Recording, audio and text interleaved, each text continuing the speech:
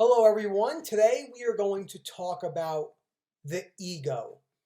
How how my ego has changed throughout my recovery journey. How having a strong ego is super non-productive for OCD recovery, in my opinion, and how it's not really helpful in life. So, what is an ego? What do we see when we see people who have gigantic egos? So, usually we see people, when you see someone who's very egotistical, there's usually, not always, superiority complexes. People are not just confident, but they're overly confident. They're very full of themselves, and they might be slightly narcissistic in personality traits and so forth. And what this does is it really shuts your ability off, usually, to have an open-minded conversation. So let's bring it all the way back and talk about my experience with a very strong ego. I have been very fortunate and blessed to be good at talking. I'm always been a good talker. I don't use a lot of fillers. I don't stutter a whole lot, and I get my point across pretty consistently and easily. And I knew that, and I would use that to my advantage. And it wasn't the best thing because I would dominate conversations. I wouldn't let other people talk. I was very irrational about myself, very full of myself in all sorts of different ways. I was obsessed about my looks, the way I looked. Was I lean enough? Did I get a haircut every single week? The way my hair looks now, I would never accept that about myself. It always had to be perfect. Was my beard, if I had one, trimmed perfectly? And these egotistical characteristics I held for so long really was driving home my body dysmorphia at the time, but also driving home the fact that I thought I was better than everyone. I really did, and I never cared about anyone. I never had empathy. I never had compassion, and this ego started taking over every aspect of my life. But conversation was the biggest thing that really affected me. I never listened to what other people said. I didn't understand them because all I thought was my opinion was right. I tried to force my opinion onto people instead of trying to maybe educate them on my perspective, and then if they didn't want to listen to me, that's okay.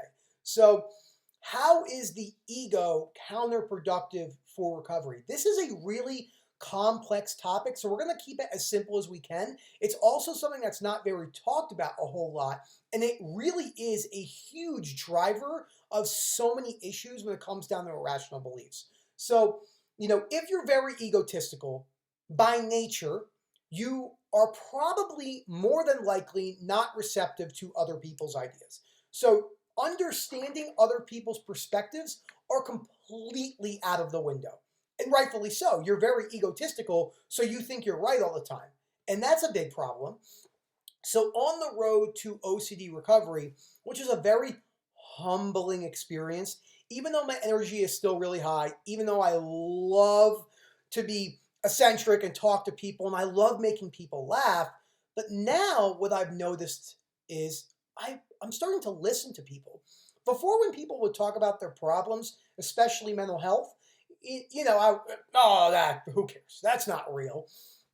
But as my OCD journey has been going that way, in that realm, my ego has been going down the opposite way. And it's a really cool phenomenon because I'm starting to have conversations, and it's almost subconscious, but I don't just force my opinions on people anymore.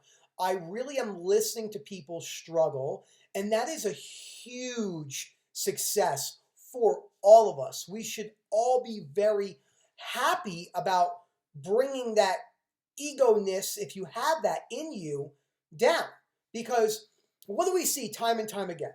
Again, this is why I truly do believe the OCD community can really help educate other people who don't have OCD suffering, because in order for us to recover, our perspectives must change. We all know that. We have irrational beliefs or irrational fears and so forth. So in order to get over those fears, your perspectives have to change. This is why, we talk about uncertainty and not just exposure response prevention. We also talk about leaning towards unconditional self, other, and life acceptance.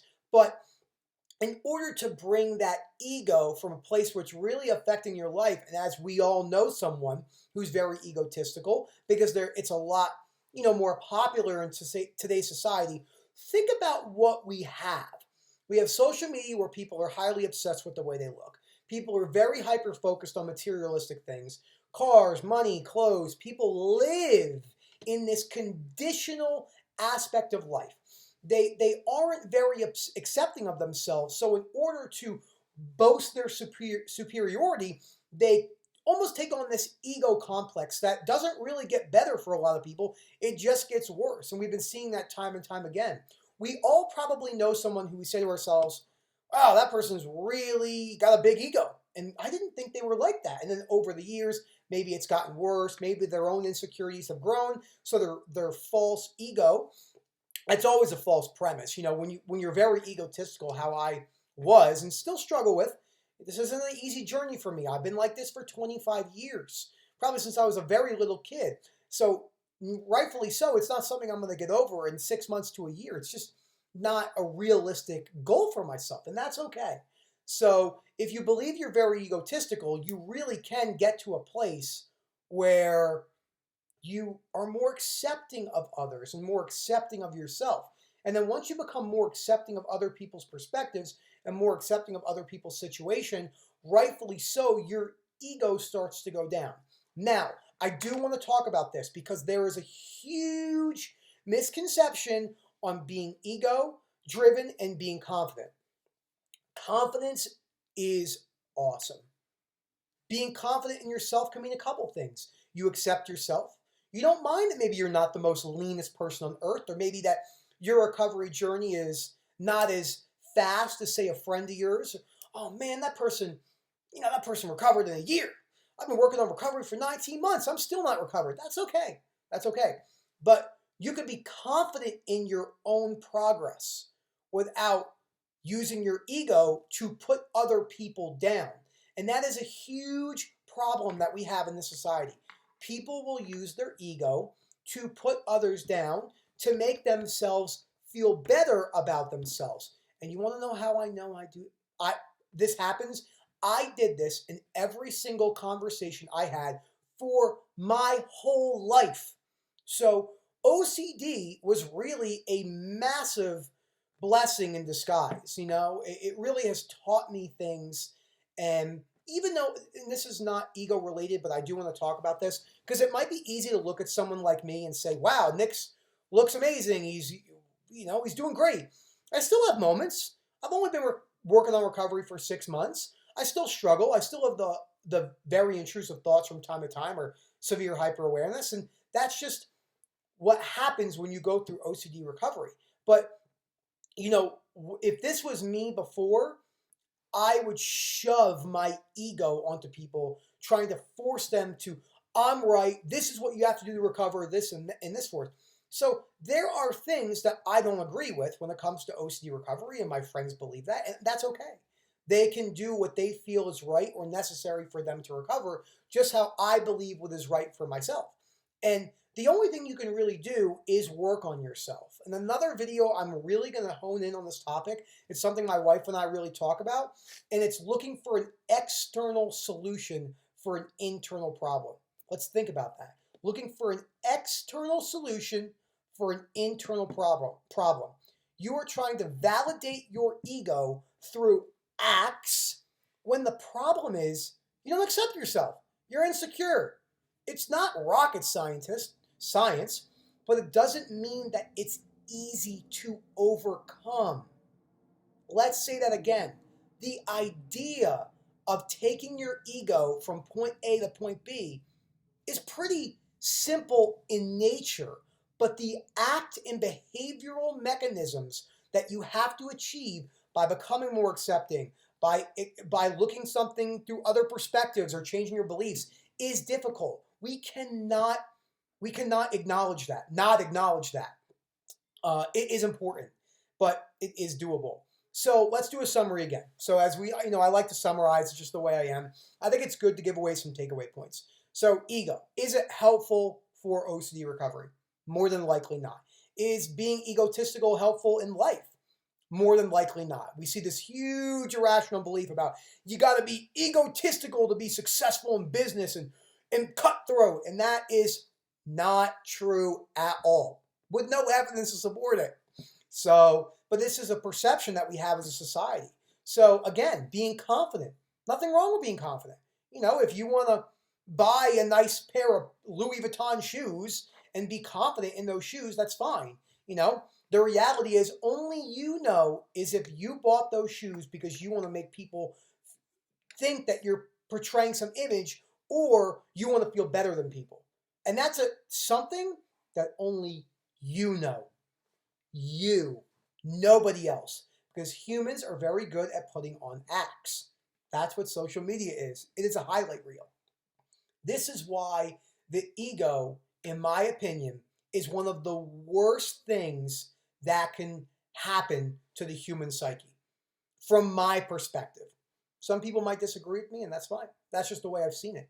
And I think the people in my WhatsApp group have really seen me change when it comes to understanding. And a couple cues I have, if someone is talking and they're really suffering, I let them speak.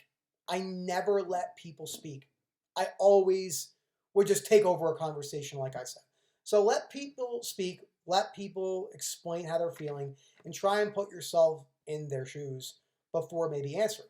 That helps bring your ego down. That humbles you. And it's not easy, especially if you're someone with a personality like mine. So I hope you guys enjoyed. Thank you so much for listening. I know this topic was a little off. You might say to yourself, how does ego, not help you recover, or something along those lines. But it's important to think about that, where an ego comes from. That's the main thing we're talking about. Understanding that if you have a severe ego, it is either probably more than likely coming from an insecurity problem or superiority complex. Either one of those can be worked on. Okay? It's part of the journey of OCD recovery. So I hope you guys enjoyed. Thank you so much for listening. Have a great day.